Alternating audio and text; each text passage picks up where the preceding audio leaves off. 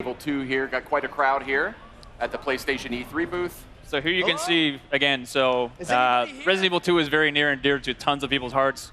And just this first shot of the Raccoon City Police Department, like the huge open foyer, like tons of nostalgia just like hit you. It's pretty crazy. Like, not everything is exactly where you remember it, but that's kind of intentional because this game isn't just a remake. It's a whole new game that we're building off of the foundation that the original game had built. So there's going to be a lot of familiar stuff, but there's going to be a lot of new stuff as well. So. That's how you got to do it, yeah, right? I mean, it's been close to 20 years, hasn't it? Yep. Right. This game alone, 20 years. Wow. Does it make you feel old, Sid? I feel old when I know. that. That makes me feel a little old. David, Marvin, you there? I found a way out. It's in here. So did you actually go back and rewatch the original and then like frame by frame decide what you wanted to keep in and what you wanted to update? Definitely, yeah. Some of them were like are pretty faithful to the originals, but something like this back in the day on PlayStation, it was the graphic power is not quite the level of PS4 or PS4 Pro just yet. A lot of the movements, characters jumping around, fully voiced stuff. It's a little bit more crude, but definitely classic. But some stuff is new, but some of the originals are there as well.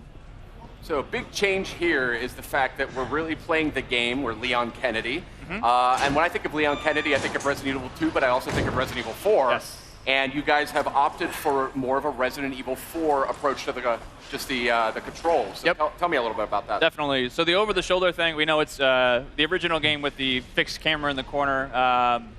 That's very, again, near and dear to people's hearts. But with the over-the-shoulder camera, we're building a new game. This isn't a remake of the original. It is a full new game that we really want to push. And the idea of having over-the-shoulder, the pinpoint accuracy of really trying to take down zombies, it felt better for this experience. So that's where we went through. So. But the big difference is the it's less shooter elements compared to the Resident Evil 4. This is more, like a Metroidvania style, survival horror, classic gameplay. So we actually try to keep the original, gameplay feel from the original. So that's kind of what we were trying to do in this new Resident Evil 2 as well. The lighting feels very similar too. Yes. Yep.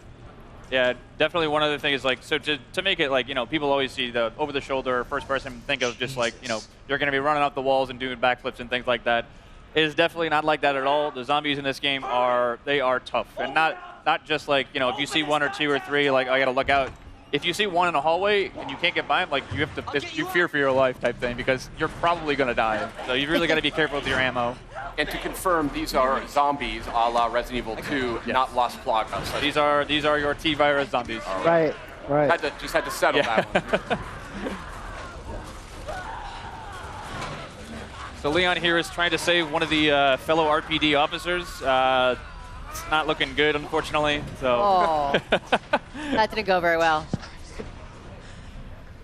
Now, we know there's going to be some familiar faces in this as well. And some characters that we've seen in other games. We saw that in the showcase asset just last night. But tell me a little bit about the approach to that.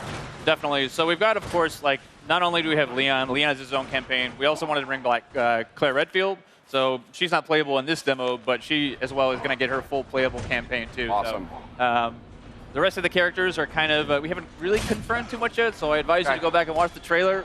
You can kind of make some good guesses, I think, based on those, but we'll leave it to your imagination.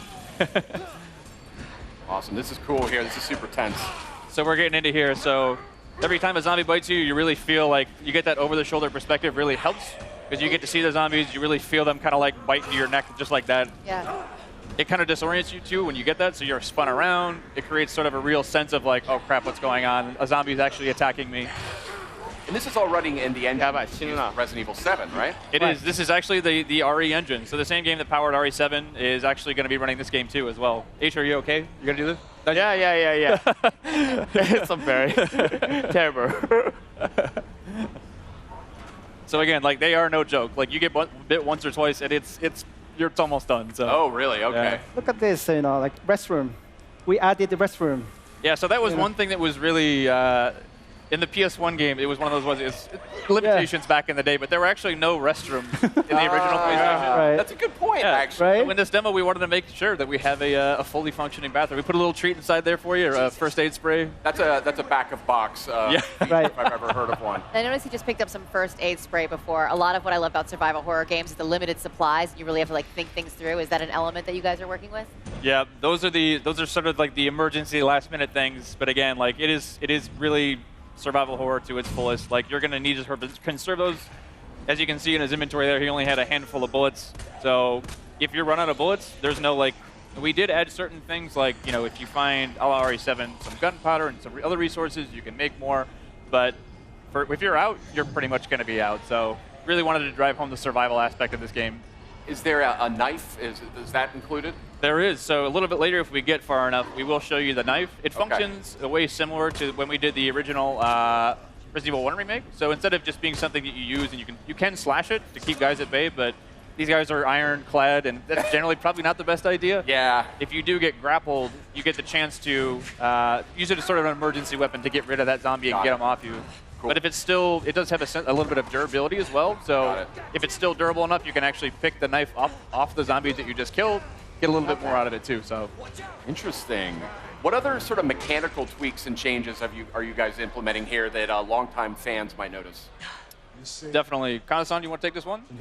Well, yes, the gameplay mechanics. So since we actually feature now over the shoulder camera view, so the we actually trying to put like more kind of like intense combat feel against the zombies. So and also the way like Leon is actually shooting is kind of like more. Otherwise, you can save it later in case something else comes up. But it really is about that choice of how do you want to play. That is cool. That's something I've always wanted to see in more like zombie games. Is Right. the ability to fortify. Yeah, what I fortify mean? stuff. Because that's like the first thing you're going to do, right? If you were in a real zombie attack. Board everything up. And you're now, stick- obviously, Sid and I are big Resident Evil fans, but for those out there that maybe haven't, approached the franchise before or something, do you feel like this is a good title to start with? Definitely. I mean, this is almost the like Resident Evil 2 is obviously the second game in the franchise, but really is sort of the genesis of where a lot of the groundswell around the brand came up. So again, if you haven't played this title before, the story is about Raccoon City is a Midwestern town. A mysterious outbreak hits. Zombies are everywhere. It's Leon, the guy with the RPD vest on here. It's his first day on the job as a cop, and he's basically coming to work, and what happened? There's zombies everywhere. He's finding his comrades are basically going through hell. And Claire Redfield, who is the other character in the game, she's a college student. She's looking for her brother Chris, who works in the Special Forces. And they basically fates intersect, and you'll be able to sort of see each other's perspectives throughout the game. So So now he's got the combat knife yes. from. So here we have our knife Yeah, that we get from Marvin. Marvin. Yes. It's like slash. Using the knife always reminds me of back in the day. It's like you get a couple rounds inside the zombie, and then like just to make sure, get a couple slashes on the ground. Because half the time they'll come up and just like grab you as you walk by. This is not how I imagined it. So again, a lot of these rooms, especially this one too, it's like that door necessarily wasn't there in the first game or the original RE2, but this room is super iconic for a lot of reasons, but it's not quite the same as you might remember it too. If you turn this corner in the original game, you might have remembered something crawling by that window. It's not there anymore, but it takes a lot different forms later. So again, we want to keep people on their toes. They expected that there, but we're going to move it because we don't want you to know everything that's going to come you up. can't have the dogs jumping out of the same window, Yeah. right? RE's all about jump scares and getting Right. people off their seats. So like, if they know everything that's coming, that's no fun. Now, I don't want you to spoil anything here, but I've played Resident Evil 2 quite a few times. Is there the same general sort of arc to the experience, or? There is. So I'd say that the story on the whole, here's a great shot of Oh, wow. Oh, the RE Engine's proudest work here. Pretty nasty. Crazy. But yeah, so the story as a whole, like in general, you'll see a lot of the same things be happening, but again, it's not exactly the same. So you'll see, characters that you might have just like talked with very briefly. You get a little bit more backstory into there. Places that you just walked by in downtown Raccoon City, you're going to get a chance to go in there and play a little bit more. So. And you had mentioned Claire will be a playable character. Will that sort of cross over, they had the ability to sort of interact with each other's storyline a little bit in the original game. Right, from time to time. So it's going to be slightly different because back in the day it was we call it a zapping system. You could play A and B scenarios, but we wanted to have each character have their own separate campaign. They certainly will be crossing over, but it's going to be updated, modified for this new version of the game too. So awesome. This is looking great, guys. I'd love to sit here actually and do this for about another 15 or 20 minutes, but I think we actually got to get going. Right. He's feeling a you little just leave him be. That's fine too. All Leave him right. do his stuff. So Very reluctantly.